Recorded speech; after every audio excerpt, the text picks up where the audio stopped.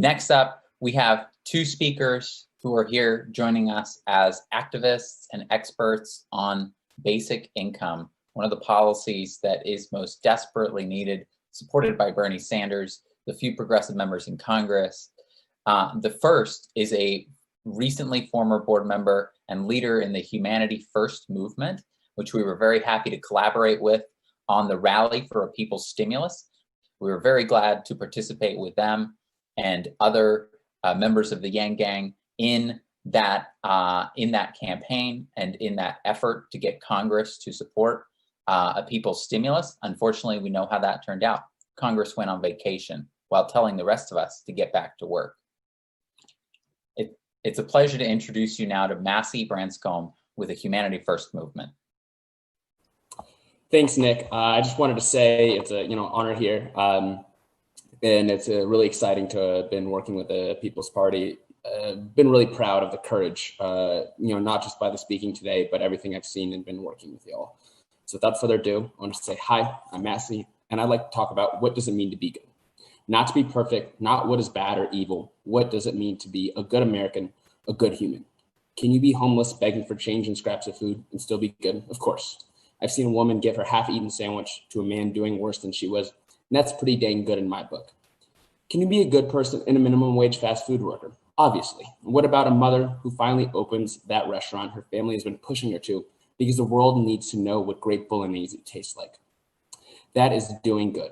What if one of these metaphors wasn't about food? I must have been very hungry when writing this, but here we are anyway. Can you be good if you turn that restaurant into a multi-million-dollar chain, providing decent jobs with benefits for thousands of people? I think so. Now imagine how much easier, how much faster each of those people would have been able to help others and do good had they had a foundation, a small but steady source of income so they could get on their feet, get a part-time job, maybe in a restaurant, learning how they work, and the rest of the time help focusing on their craft, whatever it is. So in her case, she can open that restaurant and serve that bolognese, creating hundreds or thousands of more opportunities for others to do the same and potentially feed millions more with great food and memories. It doesn't have to be food, but it's about service to the local community and to the American community. If money is supposed to represent how much we've contributed to society, and if you can see that our ability to make an impact and do good grows exponentially with our resources, we owe it to each other to make sure we all have that ability to grow. However, we've come to a point in society where cash in the bank does not equal the lives you've served, the good you've done. Capitalism has been gamified and commodified from a system meant to deter top-down power concentration to one that all but enforces it. So this brings me to the question, can you be a billionaire and still be good? Not sure the ideal world had billionaires, but today, can someone give $1 billion to improving people's lives as we ask the American government to do with trillions? I have to say yes, because if 100 million people are determined to do good and society is broken and gamified to the rules of Nintendo Capitalism 64, a few of you are going to win that game. But to earn the title of that level isn't easy. If you're going to exploit the rules of a broken game to be a truly good player, you must fix the rules, and that is what we ask of you, so that no one has to play with a broken controller ever again, so that everyone has the basic resources they need not to compete fairly, because it's not about competing, but about doing as much good as possible with the skills you have. But who are the billionaires that are going to step up, that are actually going to give back and fix the system that has consumed so much and consolidated so much power? Bill Gates, not bad, he saved millions of lives in Africa. Jack Dorsey, the CEO of Twitter, donated $1 billion, nearly a third of his wealth, for COVID relief, girls' health and education, and trials of universal basic income, literally direct cash payments to people most affected by the pandemic. So someone who was able to build a career off taking money from billion-dollar investors and as well as billion-dollar corporations like the ones that pay to advertise on Twitter is literally giving it back to people who need it most. To me, that is good. We as a people must focus on who and what we are fighting for and fighting against. We are fighting against corruption, against greed, against an oligarchic society. We are fighting for good, a common morality to help others so they can help many more. The freedom to serve others how you feel you are best capable isn't what universal basic income means. But to me, that's what it means to be an American. Not the decadence of neoliberalism, nor the lesser of two evils. America is great not because we've always been good, but because we've always striven to be better. Thank you, take care, and be good.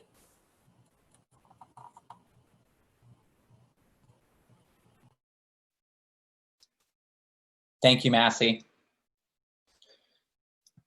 And honored to have you and be working with you again after the Rally for a People's Stimulus. Next up, we have a speaker who is going to be with us live, but was caught in the hurricane in New Orleans. He is the editor of Basic Income Today. He's one of the leading thinkers on the merits of a basic income. He's written for many publications, including the Huffington Post, Politico, the Boston Globe, appeared on countless TV news shows and podcasts, was once described to me by someone else in the basic income movement as a third of the movement. I think that has certainly changed in the past year. Please welcome Scott Santens.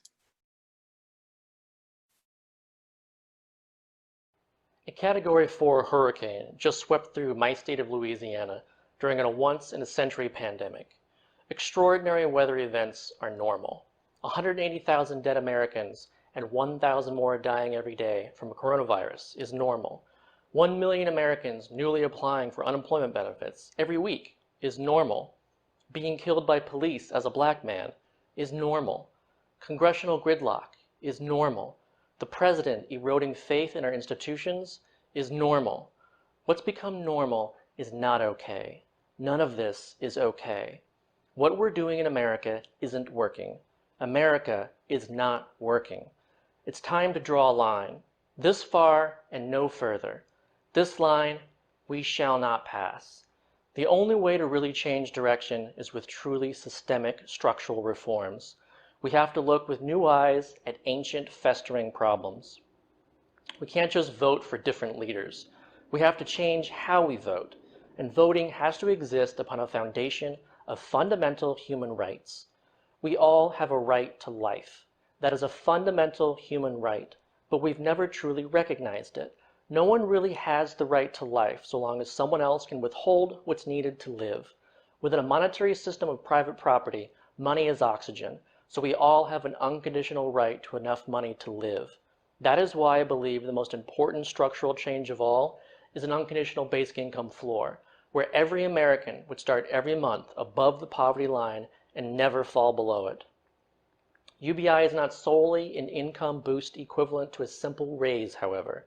It's a structural change that removes barriers to other structural changes.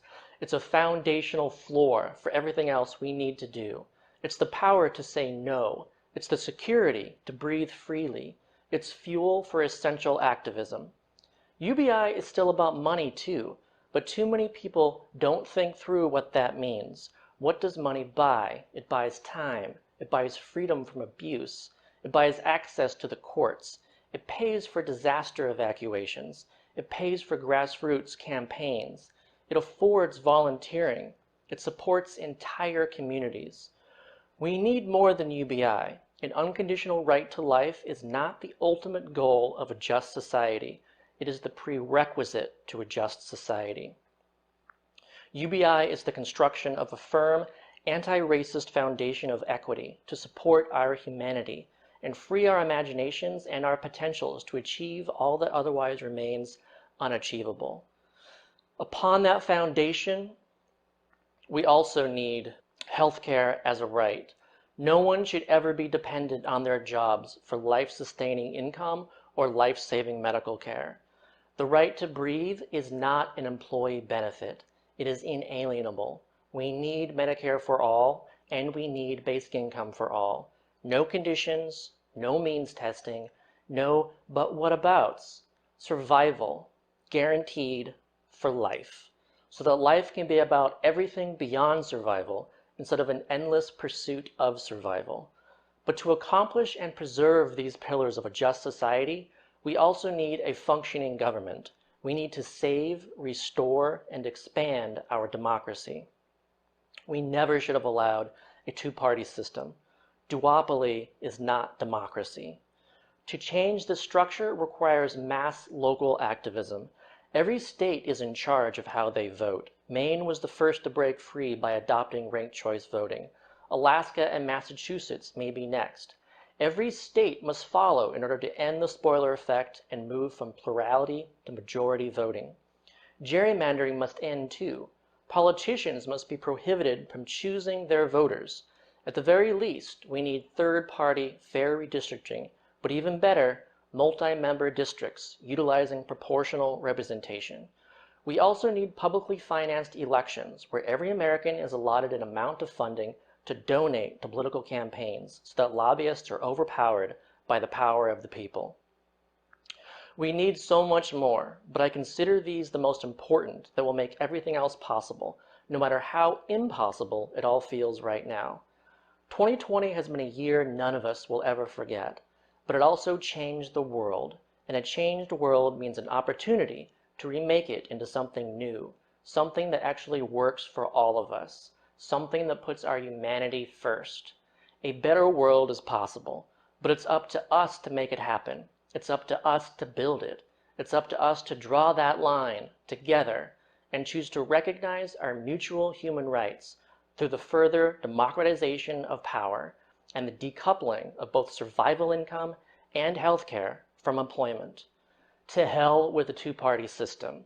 To hell with poverty and the daily fear of it. And to hell with non-universal healthcare. 2020 and no further. Normal is no longer acceptable.